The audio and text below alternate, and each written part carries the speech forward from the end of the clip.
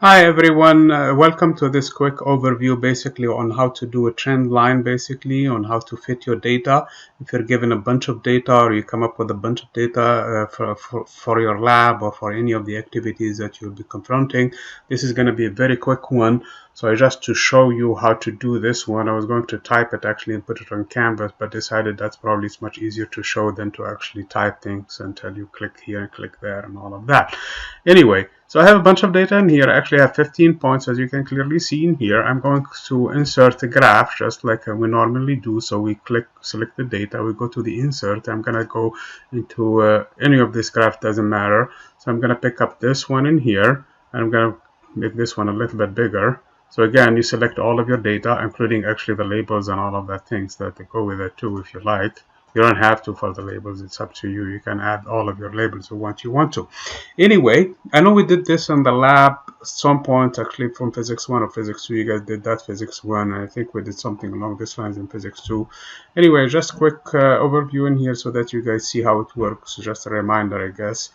So I'm going to add in here, what I'm going to add a trend line, and immediately after I select that, basically it's telling me that this trend line is this line in here. So I'm going to come in here. So it gave me a trend line which is a 1. Which is like a linear fit, and this is exactly what this is.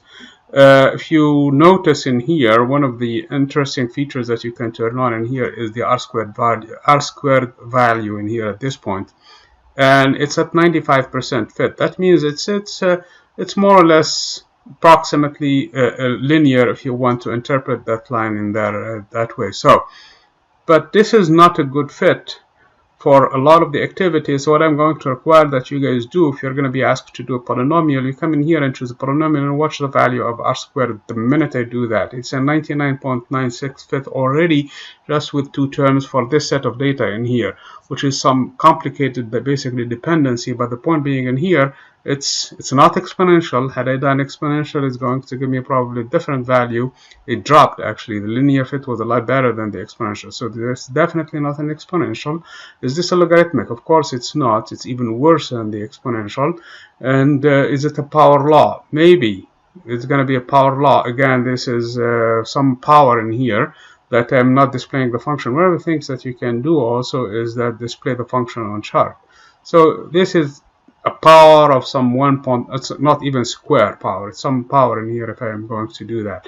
So if I'm happy with 99.98%, I guess, or 99.98%, this is fine, but this is not good enough. What I'm thinking to do in here is I'm going to go to a polynomial expansion, and with the polynomial expansion, it's still a high value of r squared just with two terms. But notice if I increase the number of the terms in here, it gave me even a better fit in here. It gave me a value of r squared, which is exactly 1. And let me go back to the trend in here. And basically, an r squared that is exactly 1. That means that it's 100% fit. That means that if I plug in this expression here, y is a function of x, the value of x equal to 0.01, I'm going to find a value that is very, very close from 0.4. with almost 100% accuracy, basically, with any of these points. So if again we're asked to do a fit, it's a good idea to check around the different fits in here parameters while turning on the r squared value in here and seeing which one gives you the best estimate possible. Of course, the higher the value is, the better it is. Again, this data, actually the ones I generated in here were actually modeled. I generated them with an expression. That's why I'm probably getting this high r squared. In real life, you are not going to get probably most likely an r squared that is 100% fit.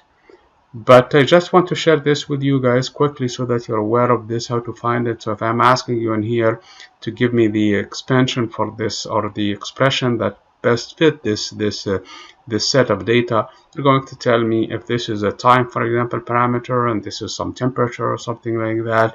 You're going to say the temperature, or I don't know, I took temperature in here, probably a different parameter in here.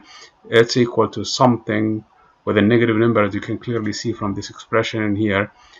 Probably, I don't know, can I make this one bigger? Yeah, I guess I can.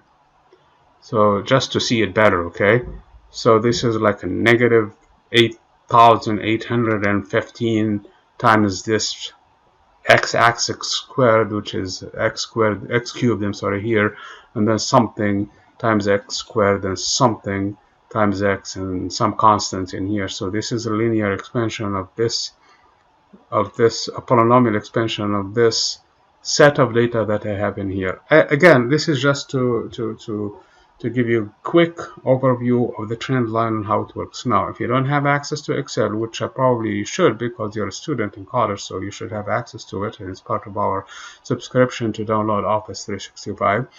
But you can find the same thing actually from Google Docs. You can go to Google Docs, Google Sheets actually, and you'll find the same thing. I think under the same name, Trendline. If not, just look for fitting. And then also, and it functions similarly to this one. And actually, also, I know LibreOffice I think has it. I'm not 100% of Open Calc, but I'm almost sure that they have some version of it in there too. You have a lot of options, but the point in here is, short of doing it manually yourself, which is a lot of work, this is basically a quick way of doing it and finding an interpretation of your data that you collect somehow. Thank you.